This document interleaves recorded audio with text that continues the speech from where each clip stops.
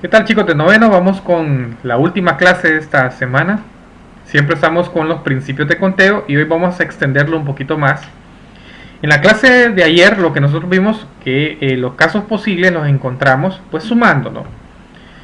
Pero hoy vamos a ver dentro de los principios de conteo que aparte del principio realmente de la suma, también hay otro principio que es el principio de la multiplicación que lo vamos a aplicar hoy. Para ello entonces vamos a hacer el siguiente ejemplo que aparece en tu libro, en la parte B de tu libro. Veamos qué nos dice tu libro. Dice, se tiran dos dados. Imagínate que tú tienes dos dados, uno grande y otro pequeño. Encuentra el número de casos donde el número del dado pequeño es menor que 3 y el del grande es un número impar. Entonces, lo importante aquí es determinar que en el lanzamiento tenemos dos dados, uno pequeño y uno grande. Pero nos están pidiendo que encontremos el número de casos donde el número del dado pequeño es menor que 3. Ya sabemos que los casos posibles de un número menor que 3 en el lanzamiento de un dado, pues sería el 1 y el 2. Y el del grande es un número impar. Entonces los números impares en el dado grande podrían ser el 1, el 3 y el 5, que serían los números impares, ¿no? Eso es lo que hay que tener en cuenta de inicio. Entonces tenemos la solución. Ahí tenemos el esquema de lanzamiento de un dado pequeño, que en este caso es el rojo, y el dado grande, que es el azul. Entonces, si yo tiro los dados, uno de los casos posibles que podría salirme es que salga la combinación en el dado pequeño del 1, y vea que el 1 es uno de los casos posibles en el dado pequeño, que sea un número menor que 3, el 1 evidentemente. Y también me podría salir en el dado grande el valor de 1, que es un número impar. Entonces ya tengo un caso posible acá. Tiré los dos dados, me dio 1, 1. Y está dentro de lo que me están pidiendo. ¿Okay? Que encuentre las posibilidades o los casos posibles que en el dado pequeño sea un número menor que 3. Aquí lo tengo, el 1. Y en el dado grande que sea un número impar. En este caso el 1, que es un número impar. Ya tenemos entonces un caso posible. Otro caso podría ser que en el dado pequeño siga saliendo el 1, pero que en el dado grande me salga el número 3. ¿Ok? Cumple, ¿no? Veamos por qué cumple. Cumple porque en el dado pequeño me está saliendo todavía un número menor que 3, que en este caso es el 1, y en el dado grande me salió un número que es impar, que es el 3. Entonces ya tenemos dos casos posibles. Un tercer caso posible sería que el dado pequeño todavía me salga un número menor que 3, que en este caso es 1, y en el dado grande un valor impar, que en este caso es 5. Entonces vean que ya tengo tres posibilidades. Puede ser también que, voy a apartar eso por acá, puede ser que ahora en el dado pequeño ya no me salga el 1, sino que me salga el 2. También cumple porque el 2 evidentemente es un número menor que 3. Y que en el dado grande me salga un número impar, en este caso el 1. Puede ser también que me siga saliendo en el dado pequeño el 2 y en el dado grande un 3. Y por último, en el dado pequeño un 2 y en el dado grande un número 5. Por tanto, ¿cuántos casos hemos tenido acá? Tenemos 6 casos posibles de lo que me puede salir a mí de tirar dos dados. En el caso de que en un dado sea un número menor que 3 y en el otro dado un número que sea impar. Tenemos entonces ¿cuántos casos posibles? 6 casos posibles. Sin embargo, si tú revisas tu libro, este esquema que aparece por acá, te lo hago para que tú a la hora de resolver ejercicios, pues la parte de dibujar es importante en la parte de estadística, ¿no? Entonces tú puedes hacer tus esquemas para poder resolver los ejercicios de una mejor forma. Sin embargo, en tu libro aparece otra forma de resolverlo también, que es utilizando una tabla de doble entrada. En esa tabla pues tenemos los dados, ¿no? Tenemos el dado grande, tenemos el dado pequeño y pues lo que nos están pidiendo de cada uno de los dados. En el caso del dado pequeño, que salga un número que sea menor que 3, en este caso, pues sería el 1 y el 2. Y en el dado grande, pues número impar, que podría ser el 1, el 3 y el 5, ¿no? Entonces, siempre en estos pequeños rectángulos irían los casos posibles para cada uno de los dados que me están pidiendo o me están dando como el ejercicio, ¿no?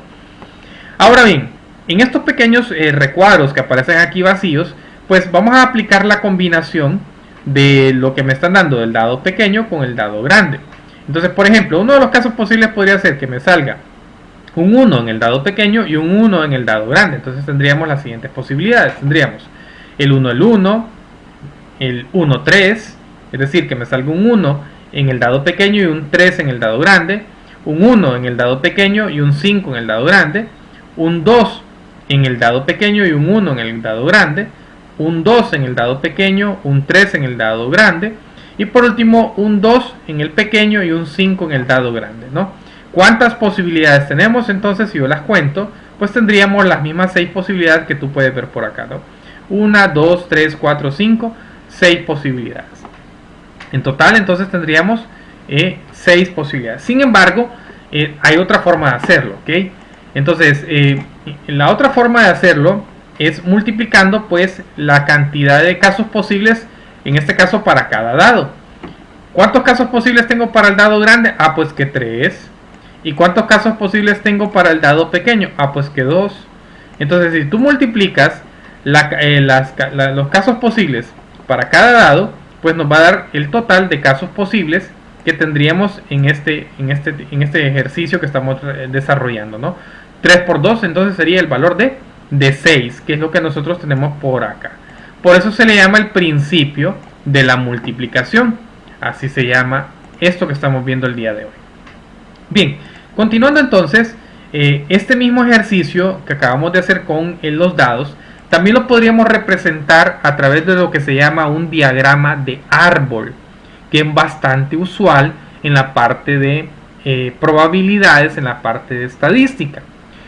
¿Cómo lo representamos en un diagrama de árbol? Bueno, en un diagrama de árbol es una, como bien lo dice, es un árbol, tendríamos ramificaciones, como te muestro a continuación.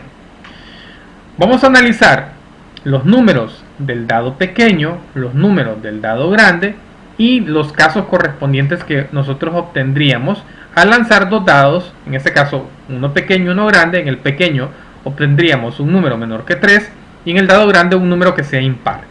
Entonces, en ese sentido tendríamos lo siguiente: 1, 2.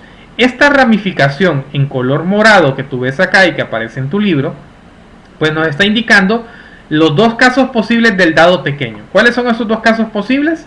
Pues esos dos casos posibles son los números que son menores que 3 en el dado pequeño, en este caso el 1 y el 2. Ahora bien, en cada extremo de estos números que yo tengo acá, vamos a colocar la otra ramificación, pero ahora correspondiente a los números del dado grande. ¿Cuáles son los posibles casos del número de los dados del dado grande? Pues son los números impares, ¿no? En este caso estaríamos hablando de las tres posibilidades que son el 1, el 3 y el 5. Y también, pues, al salirme el 2, también podría salir en el dado grande el 1, el 3 y el 5, ¿no?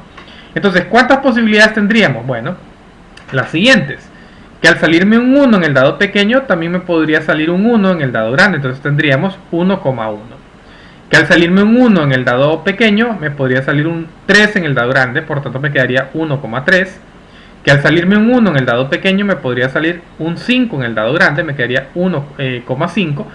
Y pues por el otro lado, si al salirme un 2 en el dado pequeño, me podría salir un 1 en el dado grande, me quedaría 2,3. Al salirme un 2 en el dado pequeño, podría ser que en el dado grande obtenga un 3, sería 2,3. Y por último, al salirme un 2 en el dado pequeño, podría obtener un 5 en el dado grande. Si tú cuentas todas las posibilidades acá, yo tendría las mismas 6 posibilidades o casos posibles: 1, 2, 3, 4, 5, 6, que son las mismas que estaban representadas en la tabla como tú lo vistes en la diapositiva anterior.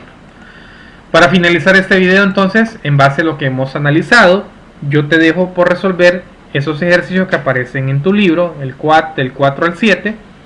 Igual, como en la clase de ayer, si tú tienes dudas o inquietudes con lo que te acabo de mostrar en este video, pues tenga bien escribirme para poderte explicar en aquellos detalles que tú no logres entender.